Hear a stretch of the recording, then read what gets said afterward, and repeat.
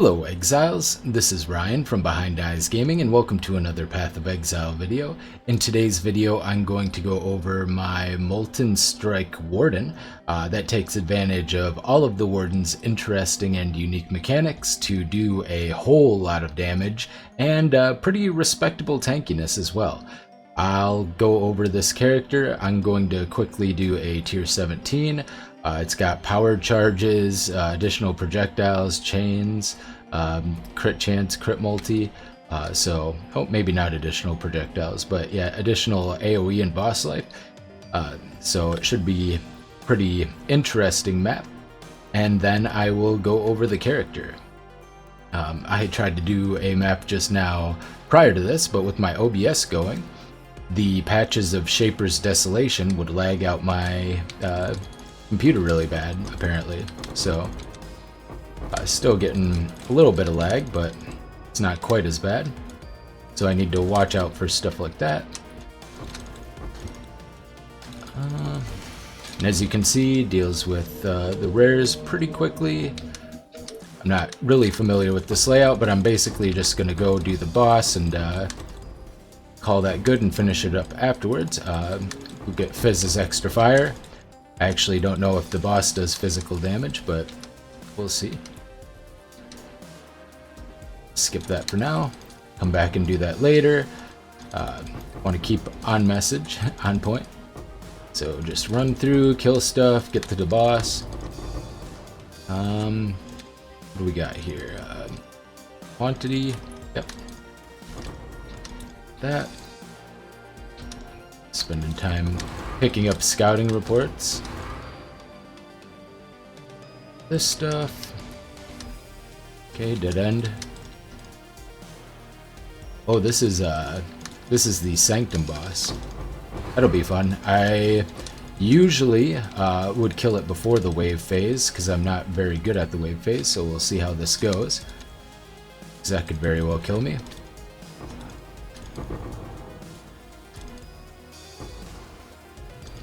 Pretty solid gold gains on this. I don't have any rarity on this character. I hope to make a rarity farmer that can do tier 17s at some point, but I spent a lot of currency recently. Might be going the wrong way here. Sleek Curio. Alright, try to speed through a little bit. Just being a little careful so I don't die, but should be fine.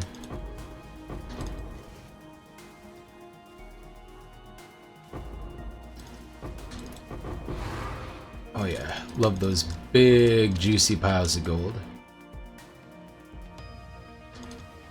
Oop. Little awkward start there. I started swinging before I TP'd in. Okay, it looks like this will be the boss, so I'll put down a portal just in case. This stuff. Alright. Head in. Okay, gonna Enduring Cry and start going. Okay, apparently you can't skip the phase, or at least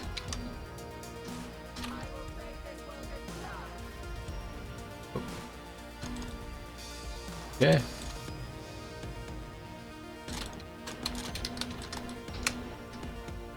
Try to avoid the waves. Okay. And there you go. That's the boss. So DPS is pretty good there. I played it better than I usually do. So now I will go back and explain the character. The character is, of course, a Warden, and I am utilizing the entire spectrum of all of the offensive elemental nodes. So I'm utilizing Oath of Spring. This is the important tech. Oath of Winter. This is also the important tech. Actually, all of it's important. Oath of Summer may be the least important, but still very important. And Avatar of the Wilds, it's just a steroid. If you press it, you'll go from like 80 million to like 130 million DPS or something like that. Very, very strong. 80% more elemental damage is very good. And this is up after about 5 seconds or so with this build, just because there's a limit on how fast you can stack it, but there is not a limit on how fast you can stack Oath of Spring and Hoarfrost. The whole point of this build is that you're getting a ton of overlapping projectiles, and the way we do that is by just adding additional projectiles. I was using greater multiple projectiles and then awakened greater multiple projectiles.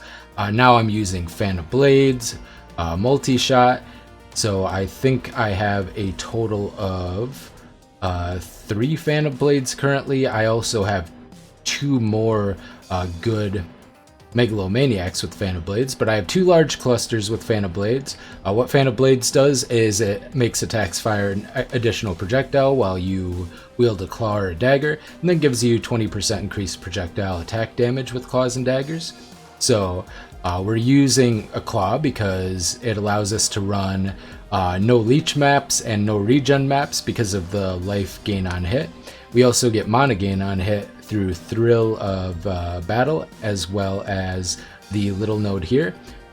So this looks like a small amount. It's 4 mana per enemy hit with attacks total, but we are, every single swing, we have 8 projectiles, and we're using returning projectiles. So they're hitting the enemy twice. So every single time we swing, which we do 3 times with multi-strike, so for the cost of 30 mana, we are hitting a grand total of 17 times 3 times, which is, 51 times? And each of those are giving us 4 mana. So for spending 30 mana, we're getting back like over 200 mana. And yeah, we're doing that very, very quickly as well, which allows us to maintain Tincture uptime as long as we're hitting things almost indefinitely. Really good. It also helps maintain the Petrified Blood health uptime. Like, you can get to the point where it looks like you're going to drop below 0 health for a long period of time, but it'll just keep staying up because of all of the instant leech and life gain on hit. So that is a very powerful feature. We attack in between 7 and 8 times per second. Each of those attacks hits for a grand total of 17 times. And yeah, we'll gain an amount of life based on our leech and our life gain on hit with each of those, which is, I think, something around 4,000 or so life per second, or I don't know exactly what it is. I think it's more than that. It might be a lot more than that, but yeah, it's a lot. You're constantly at full life, and everything that can't one-shot you is not going to be able to kill you.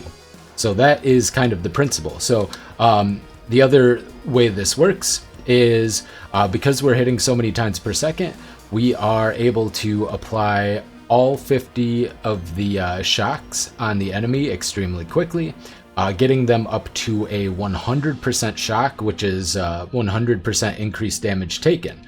And the only other source of that we have is through Mark the Prey. So we have 110% total, and we are able to stack it up in about 2/3 of a second, in between half and 2/3 of a second. We're able to stack up to the maximum amount. The other important thing is Oath of Winter. Each of the balls are separate hits, and each of them applies Hoarfrost, which lasts 10 seconds. Each stack of Hoarfrost will give 20% increased freeze duration. We're hitting whatever 17 times 7 or 8, about over 100 times per second, which is going to give us 2,000% increased freeze duration, I think, per second. And after about half a second, even Uber bosses we've beaten their elemental threshold to, or their threshold to resist freeze. They can't be permanently frozen, but they'll get slowed to 50% of their normal speed, and more importantly, just as importantly, it'll activate Heat Shiver, which will convert all of our cold damage, or not all of it, but 60% total of our cold damage into extra fire damage. We are currently using a claw that is fire and cold damage, and you need a little bit of lightning damage. You don't need a lot. I literally just have some lightning damage on this amulet, and I don't believe I have any lightning damage anywhere else, and that is enough to fully stack the shocks. All you need is just one, like this is one tier 2 lightning roll. So just a small amount, maybe a couple of crafted pieces on jewelry or gloves, for instance. Anything like that. But yeah, that's pretty much the setup and all the important stuff. And Oath of Summer, yeah, will inflict 2 scorches. Because we have all this ailment related stuff, the other important thing is we need effective non-damaging ailments. Both of my cluster jewels have Calamitous, which gives increased effective non-damaging ailments. So Fan of Blades and Calamitous.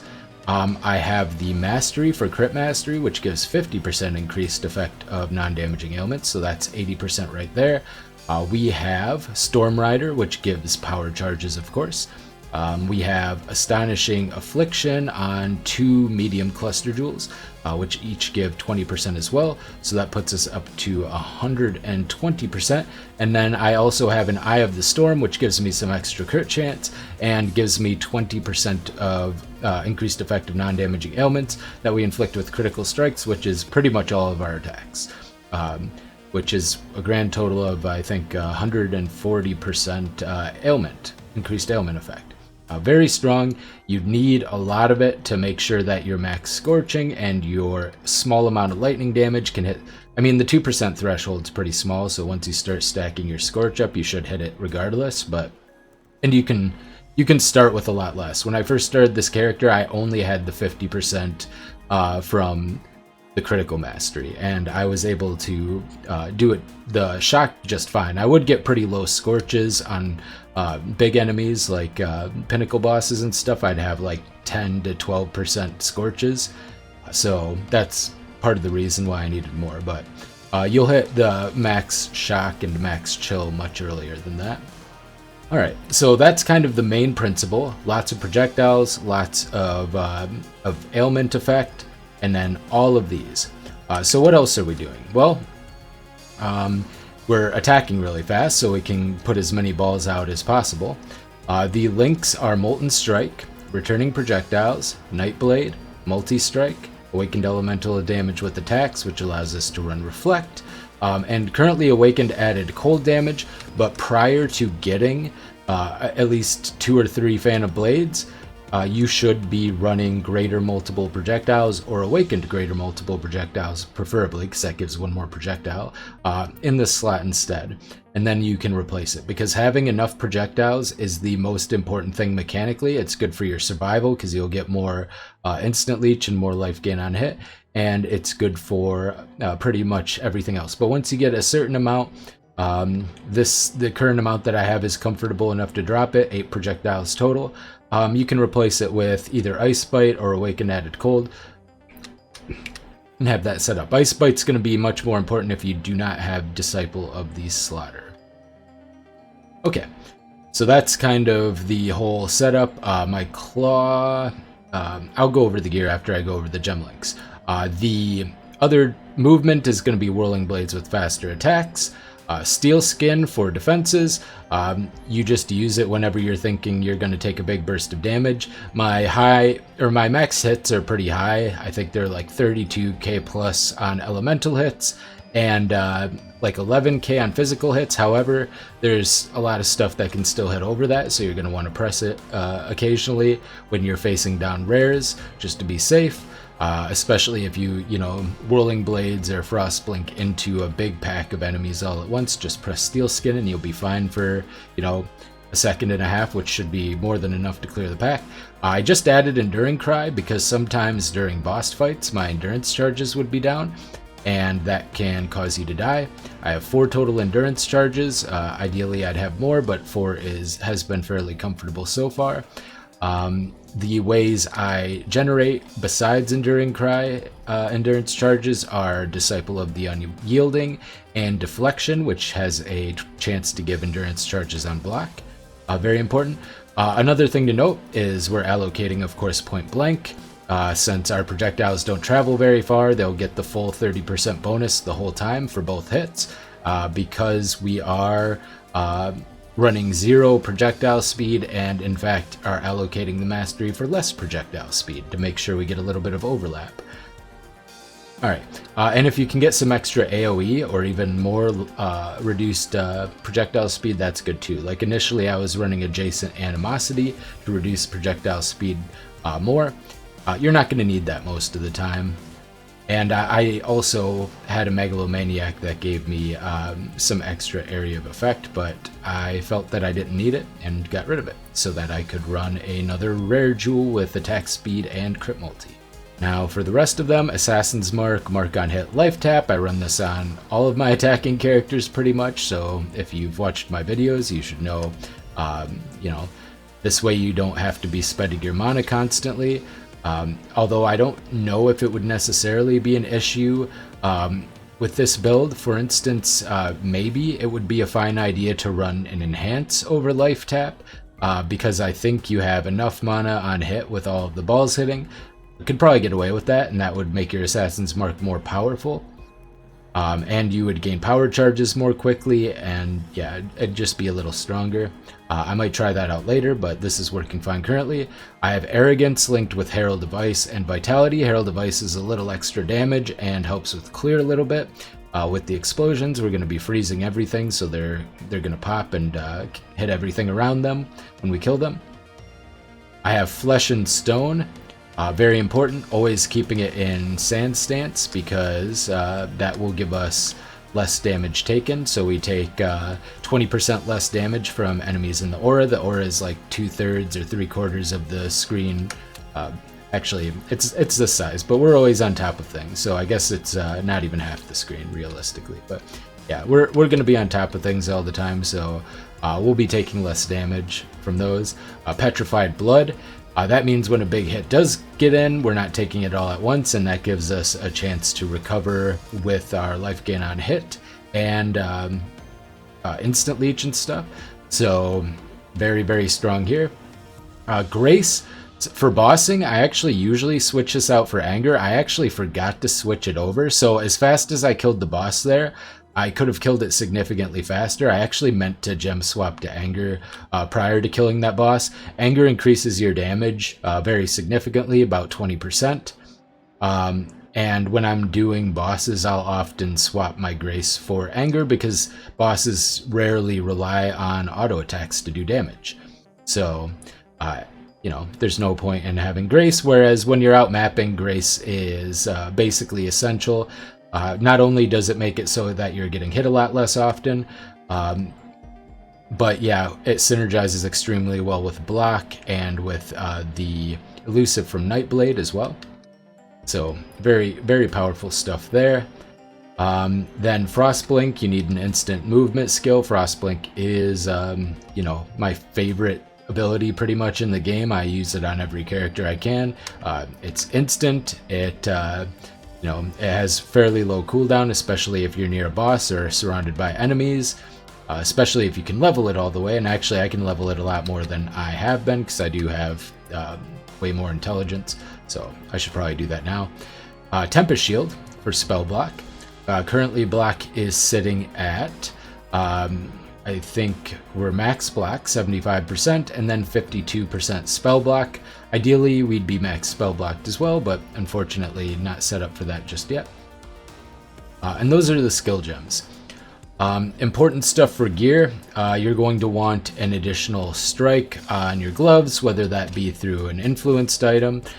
The only additional strike and +1 frenzy gloves I have, the Warlord Hunter influenced, were really bad, and this one has high life and attack speed, good resistance, and I was able to craft the socketed AoE gems for my aura, as well as get the extra area of effect, which helps the Molten strike balls shotgun more easily.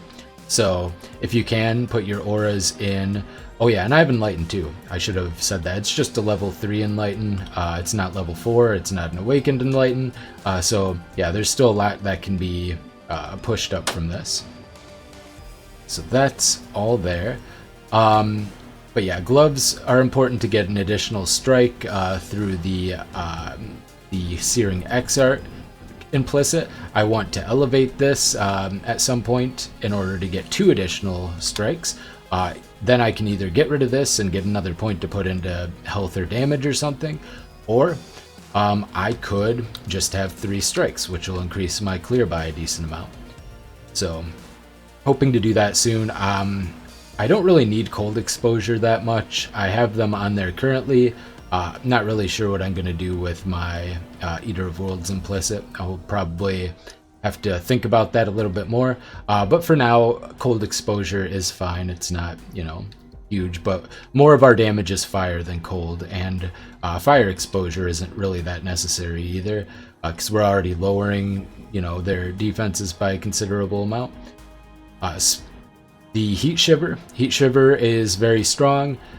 Speaking of exposure, there's a helmet called Eye of Malice that is also really good for this build because we are lowering their resistances so much. If you get them into negative resistance, which you can do through exposure and scorches, and then you would also take the Elemental Mastery to increase the exposure by more, and instead of Assassin's Mark, you would go with Elemental Weakness.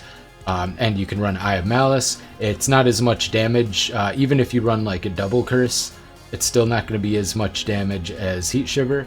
Even if you run triple curse, it's not going to be as much damage as Heat Shiver, but it's a lot closer than a rare helmet's going to be damage-wise. Most rare helmets aren't going to really get you much damage, but they can reduce the mana cost of your attack, which can be helpful as well.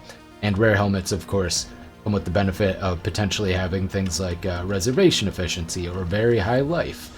So that's one of the things you can do. But I have a corrupted one with a power charge. I should probably look into getting a double corrupted power charge and life one, but they're pretty pricey, and I've spent a ton of currency lately.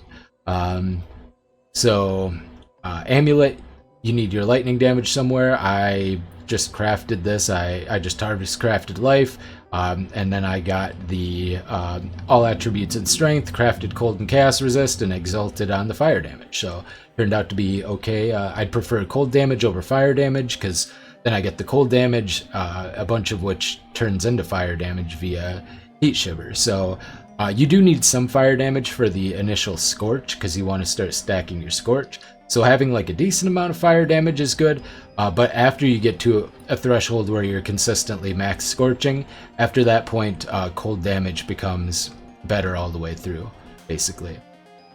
And it might just be better all the way through no matter what, but that's what I ended up getting.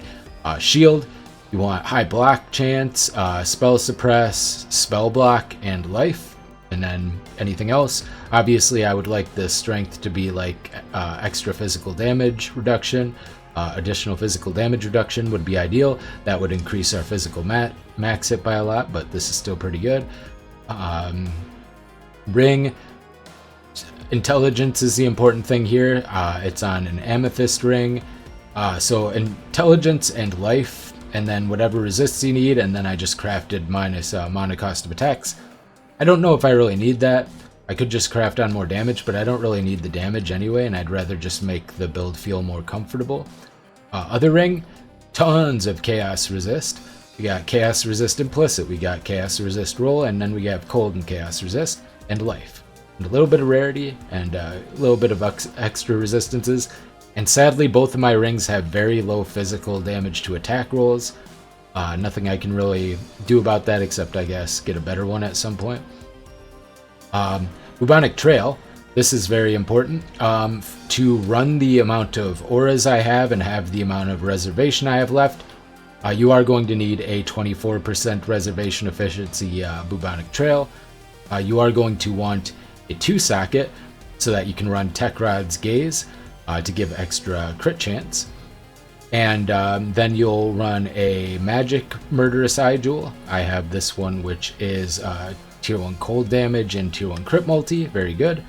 And then a rare one, so you get all 3 benefits, which in combination with Soul of Aberath, you are going to be pretty low as far as your, I mean, it's a less and a reduced duration of elemental ailments, but the only thing we have, we don't have complete immunity against is chill and ignite, and this helps with both of those, but more often ignite than chill, because, you know, chilled ground is often more of an issue than overall chill. But so that is something to note.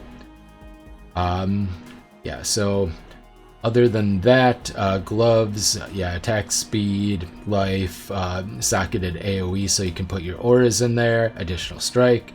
Claw, you want crit chance, attack speed, fire and cold damage. Hits can't be evaded. Early on, you're probably not going to have hits can't be evaded. You can do tri-elite claw, or you can put penetration on there. You know, whatever you need. You can just craft attack speed or crit if you can't find a high fire and cold damage claw. And crit multi is the ideal next one. I actually recombinated this. I recombinated a bunch of claws. Yeah, I've sold some too. Recombinating is really fun, would recommend. So that's pretty much the gear. Oh, body armor. You need your chance to fortify here. You want high armor and evasion if possible. The reason I do hybrid is specifically because in combination with things like flesh and stone and fortify, a little armor goes a long way. And right now I have about 3,000 armor. I think I have a little bit when my flasks are up, brings me up to about 4,000. It just means like random, you know, random mobs and maps that do physical damage aren't gonna kill you. That's important. It's not really going to save you from bosses that do a lot of physical damage, but it'll definitely save you from dying a lot in maps, because in combination with the two less damage taken, it'll lower it to the point where this is a fairly significant amount even in very high tier maps, and you won't get one shot by random map monsters very often. High life, I have chaos res and physical damage reduction, and just crafted cold res. And then, for other than fortify, it's a little bit flexible on the Searing Exarch. You can go +1 all max resistances, which I have here. You can do Tempest Shield effect, which gives you like 4 or 5 more spell block. That's not bad. You can do crit multi, which is really good with attacks. So there's a lot of different things you can do with the Searing Exarch implicit. I just wanted a little bit more max res, so I grabbed that. But yeah, whatever suits your needs or your interests. If you want to just do as much damage as possible, put that crit multi on there and go to town. And that's the gear. Belt, life, res, elemental damage with attacks, maybe strength. I don't really need strength. So, and flasks. Flasks, I have stun avoid. I'd prefer this to be on a sulfur flask. I would far prefer this to be a stun recovery than stun avoid, because if you don't have max stun avoid, it's not super helpful most of the time. Whereas stun recovery is always going to be helpful, but it's fine. I don't think I have any stun recovery or stun void anywhere else, so yeah, I just get that. Then I have a 30% Divine Life Flask. I actually found this really early into the league, like day 6, and I've just been porting it through different characters. It's got Corrupted Blood immunity. I could do Corrupting Blood immunity via like a jewel. If I get one, I keep trying to corrupt good jewels that I get or that I buy when I like hand me down and get better ones. But now I'm getting to the point where most of my jewels are very expensive, and corrupting them is a huge gamble. So, yeah. This works just fine, though, as long as I'm paying attention. The Tincture, I have attack speed, which this is a tier 2 roll and only a tier 3 effect. At some point, I'm going to try to roll, tier 1s of both, but for now, this is fine. This gives a ton of damage. It's like... I think it's close to 30% damage amp when it's up, and you can keep this up for extended periods of time because of all the mana gain on hit from all the balls. Flash charge when you deal a crit strike, and evasion on a silver flask for onslaught. And one thing to note, you will get There's a limit to how many flask charges you can gain across all of your flasks through this effect. Flask charge when you deal critical strike, it is 10 per second, and you will reach that because you are hitting an insane amount of times per second. So you will get the maximum benefit. You will get, you know, the full 10 charges across all 3 of your flasks if you have this mod on 3 flasks very easily, just by the amount of hits you're doing. Very, very easily. Evasion rating, of course, quite important. This one gives armor, maybe a little bit less important, but you know, it's fine, and every little bit helps. Diamond flask currently, because I did drop a couple of I dropped a couple of my murderous eye jewels for just regular like cobalt jewel, crimson jewel, that kind of thing, viridian jewel. I cut those, so I actually need the diamond flask. All right, let's go to the skill tree. So normally with the skill tree, you can see the tattoos here. You would path up here and get like charisma early on and forces of nature, and then path this way and grab a multi-shot. But once you get your setup for 2 cluster jewels, you're just going to want to path down here and just go along the edge.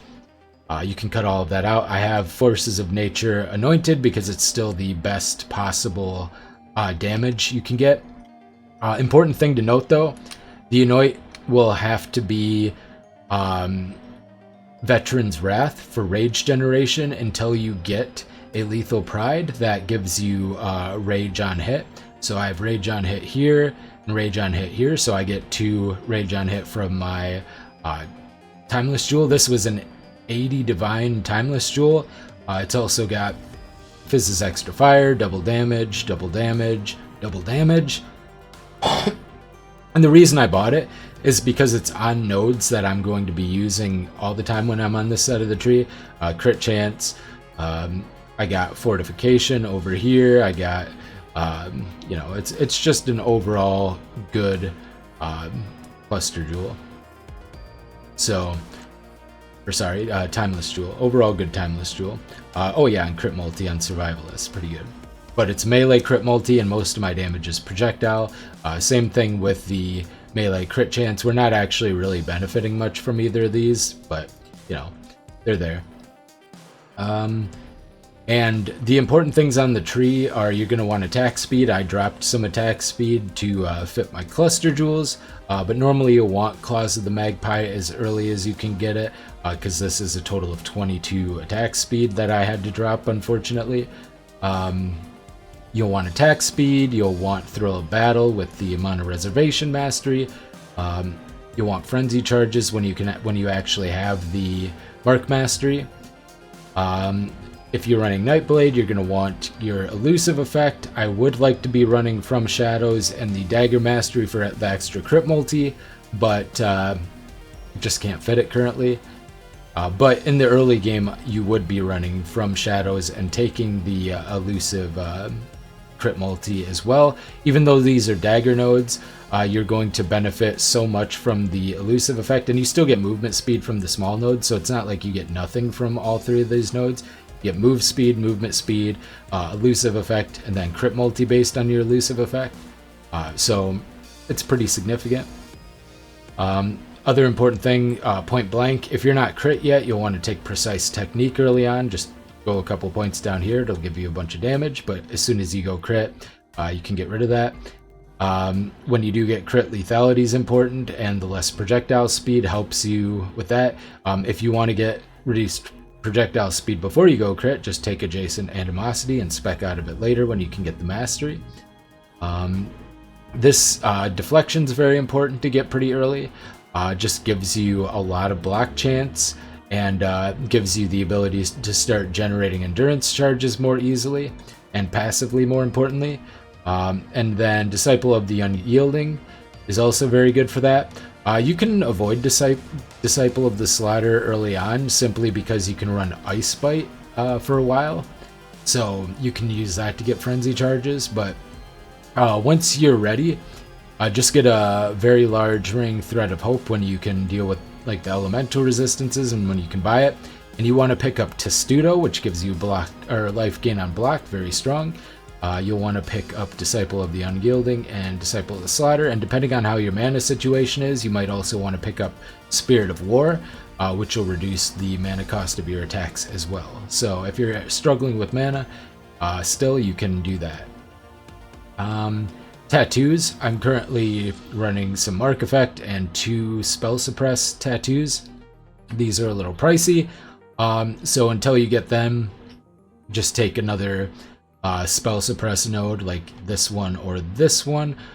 You might even have to take, all of the Spell Suppress nodes if you don't have as much on your gear, which is fine. I don't have any on my body armor, so if you have a lower amount on your shield but have some on your body armor, then it'll make up for it, or if you have some on your gloves. Spell Suppress here, and other than that, you just get whatever health you can pick up, and that's that. I got a little extra health through these 2 nodes, so I don't have like thick skin, for instance, because it's a lot of points, but I did pick up all of the efficient 2-point life that I could within range, so here, and here. Yeah, and then I tried to get life on most of my jewels. I didn't get life on all of my jewels, but I tried to get life on most of my jewels. And that's pretty much the character. So, I mean, other than the fact that you want to run... important. You do want to run Soul of the Brine King. It helps with stuns. Avoid being frozen. You want to capture all of them as fast as you can. And Soul of Aberrath, which makes you immune to burning ground. Dots can be annoying, and makes it so you have less ignite duration, which has some synergy with Bubonic Trail. And that covers everything. Hope you enjoyed. This has been Ryan from Behind Eyes Gaming, and I'll see you next time. Bye.